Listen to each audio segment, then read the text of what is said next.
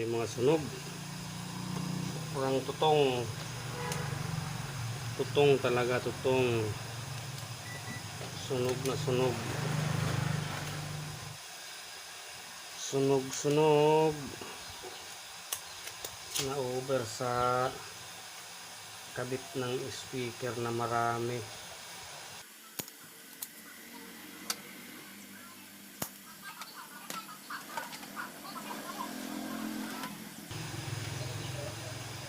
Grabe ang pagkasunog. Yung mga resistor na bias, tutong. Ito. Ayan o. Tutong na tutong yung iba. Yung iba. Yan, sunog din. Tapos yung mga drive na transistor, baka meron pa. Ito, sira din ito.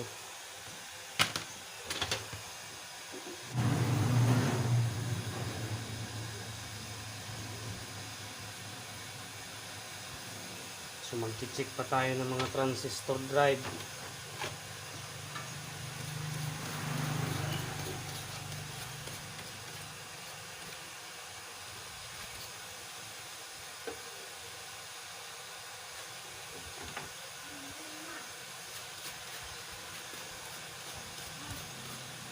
Hindi natin siyang i-check kung mag-click na yung kanyang relay. So i-check pa natin pala yung kanyang fuse. So hindi pa putol yung kanyang fuse. So try natin siyang i-supplyan kung mag-click na yung kanyang relay. Try natin siya kung mag-click yung kanyang relay kasi tinanggal na natin lahat ng nasa left channel na pyesa ay right channel. Try natin yung kanyang left channel kung mag-click yung kanyang relay. Yan, bali naka-plug pala ito. Hindi.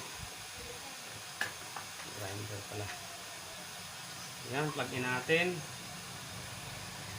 Then tayo sa left channel kung mag-click yung kanyang left. Ayun, nag-click yung kanyang relay. Yan, pakinggan yung mga loads. So yung right channel ang maraming sira. Yun ang nag-protect sa relay. Yan. Power on ko, maririnig yung relay.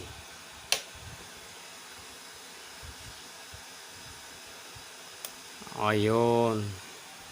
So okay yung kanyang left channel. Pwede natin siyang lagyan ng speaker. Binabit lahat na over sa speaker na overload. Yan, try natin. Power on.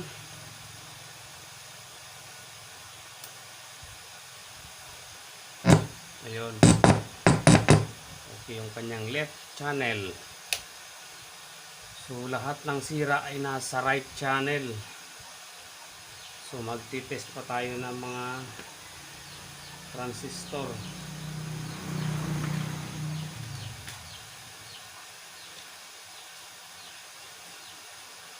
Na transistor drive. So iti-test pa natin itong mga maliliit na transistor kasi malamang ay may sira dito.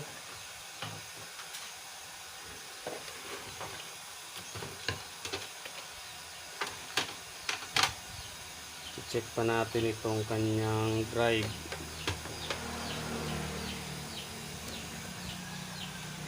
Turong muna natin itong ating nire-repair na ampli. Yan, focus natin yung ating tester dito sa ating iti-test na transistor drive. Yan, zoom natin.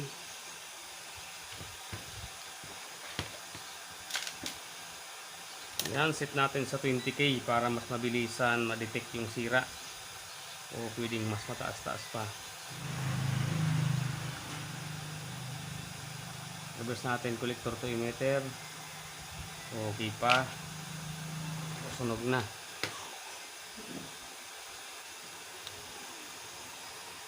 Ayan, sunog. Yan, bumukol na yung Saan ba yun? Ayan o, sunog na. Mga lods, bali yung kanyang sunog na resistor ay isang 47 ohms, tapos 220 ohms, 1.2K at 150 ohms. So 5 resistor ang nasunog. Tapos itong drive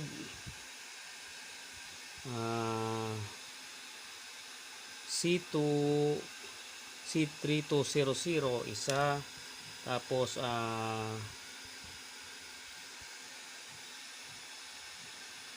yung output C5200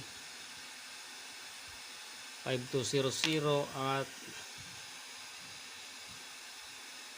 ayan, dalawang 5200 C, isang A1943.